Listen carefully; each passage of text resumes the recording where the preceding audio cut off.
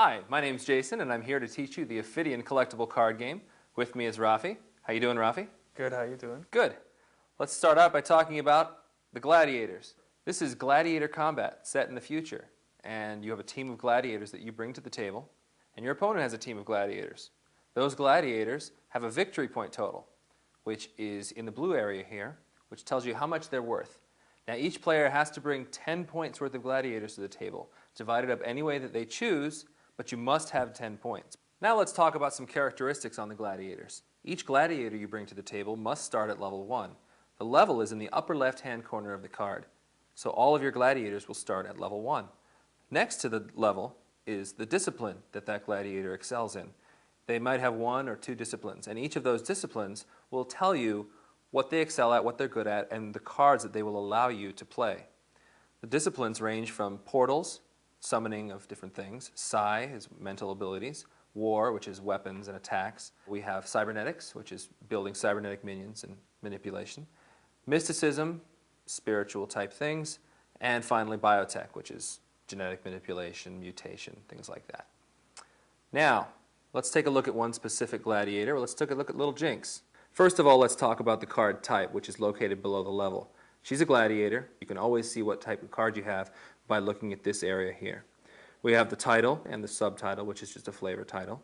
We have keywords in this area, which are referenced by other cards. So she's a human. Something else in the game might say, play on a human, can't play on a human. Victory points, indicated here, are how much that gladiator is worth. So if you were able to take out that gladiator, it's going to be worth 2 victory points for you. We have this blood drop here, and a number above it, which indicates life total. She can take 8 damage before she's defeated. Below that we have rage, which I'll explain later. And then we have attack damage. Now that's how much damage she will deal in an attack. Also, gladiators will have some sort of ability that's in this area. And then we have a line of lore. Finally, the number of the card and the collector's information will be in this area here. Now let's talk about how you get a hand of cards, because that's where you're going to be playing everything from. You have a maximum hand size at the start of the game of 7. So when we begin the game, you will draw 7 cards, and you'll draw an additional 2 cards. Now those additional 2 cards are over your maximum hand size. So you take 2 cards and place them on the bottom of your deck. The first card type I'll talk about is a quick hit. Now the quick hit, indicated here by quick hit, is a card that you play. It has its effect, and then it's discarded and it goes away. Next we have a pump. A pump is a card that plays on another card. This one is a pumped gladiator, so it will play on a gladiator. It's a card that plays on that guy, stays in play. Finally, we have minions. Now minions, like the other cards, and they remain in play, and that is indicated here by the minion. Now some things that they have in common is they have a level up in the left corner here, and they also have a discipline. Now, in order to play this card here, this distraction, I need to have a level 1 psi gladiator on my team. So on this team, I have Trace, and Trace is a level 1 psi gladiator, so she would allow me to play this card. To play this Mega Ram Boost, I would need to have a level 1 cybernetics gladiator. To play this card, the Bomb Blastic, I would need to have a level 1 cybernetics gladiator. In addition, this little dot here means that I need to have another cybernetics gladiator on my team. The level of that other gladiator is not important, just that I have at least 2 on my team, one of which is level 1.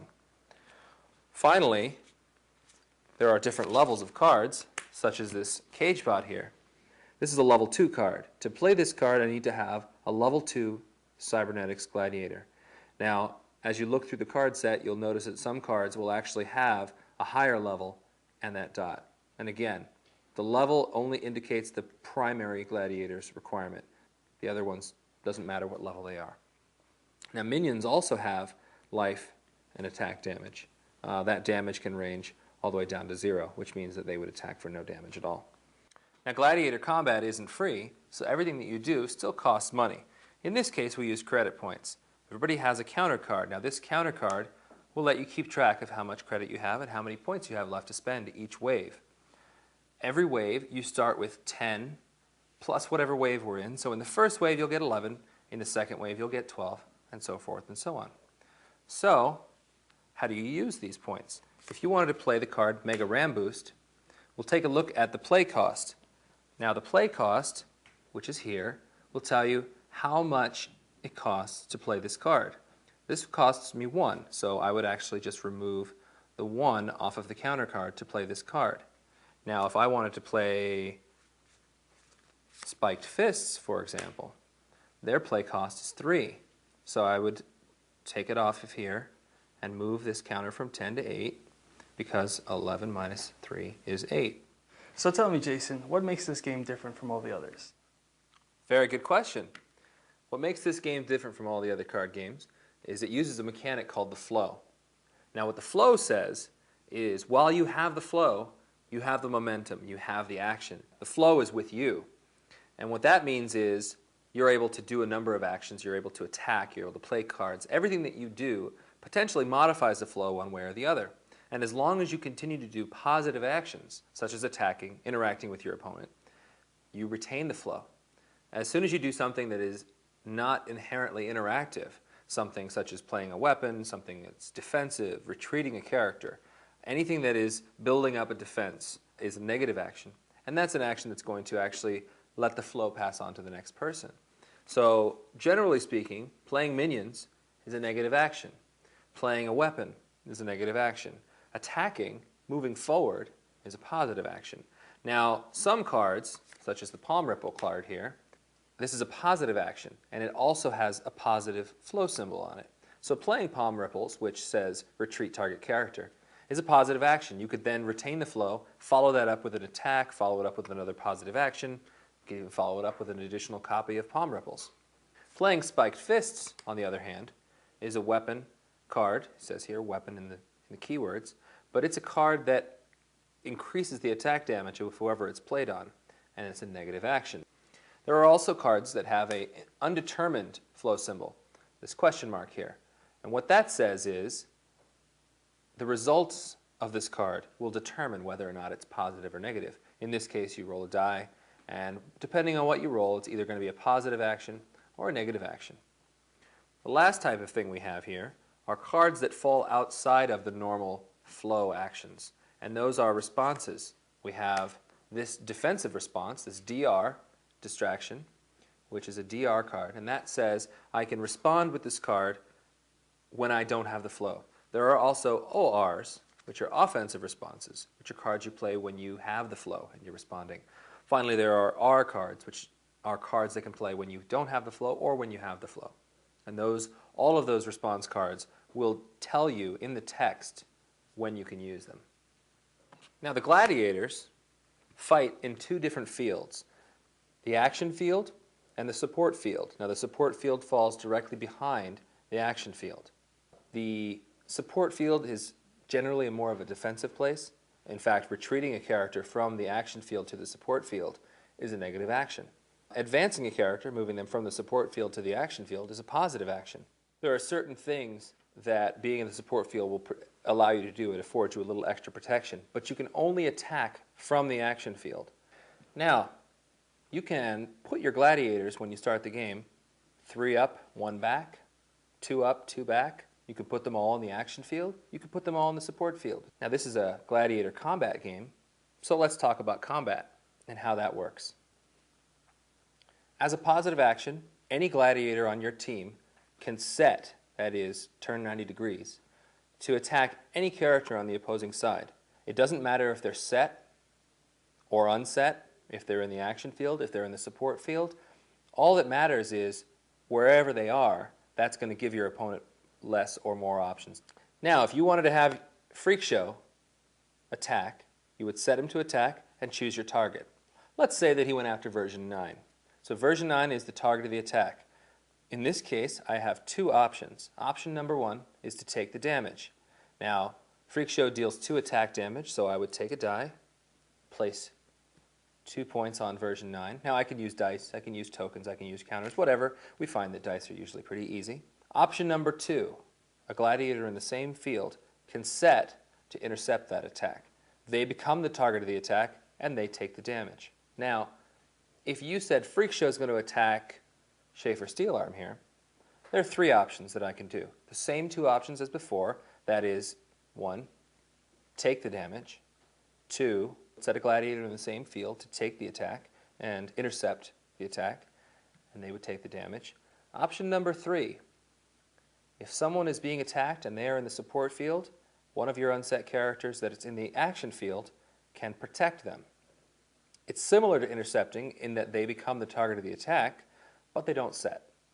So if Freak Show attacks Schaefer Steelarm, I could say version 9 protects. He takes the damage instead, and play proceeds. Wouldn't you potentially be losing an attack if you intercept? Absolutely. There are 2 reasons why you would do this. The first and most obvious reason would be to keep the character alive. Now, if Freak Show decided to attack Schaefer Steelarm, again, he's unset, so if I decided to take the damage, you would get a cheer for that. If I decided to protect with version 9, which wouldn't set version 9, version 9 would take the damage, and again, you would get the cheer. Now, the most important thing here is, if you went after someone, say version 9 with Freak Show, and Freak Show intercepts, Freak Show takes the damage, my Freak Show, and I get the cheer, because the crowd likes to see the action. Now, why would you want the cheer? Well, I'll tell you. It's a very important thing in the game. It's used in 3 ways. The first way is the person with the most cheer is the crowd favorite. There are several cards in the game that have a thumbs up symbol on them, which means, well, you're the crowd favorite. And they'll have extra abilities, they'll work a little better, they'll do some different things for you. The second way that you use it is a victory condition. The primary victory condition of the game, clearly, is eliminating your opponent's gladiators. Every time you take out one of their gladiators, you get that many victory points towards your winning the game. An alternate victory condition is cheer. If you ever reach 15 cheer at any point in the game, you immediately win the game because you have excited the crowd so much that you've incited a riot, and they rush the field and tear your opponents apart. Everybody likes to see a good riot, so that's always something we want to see people shoot for.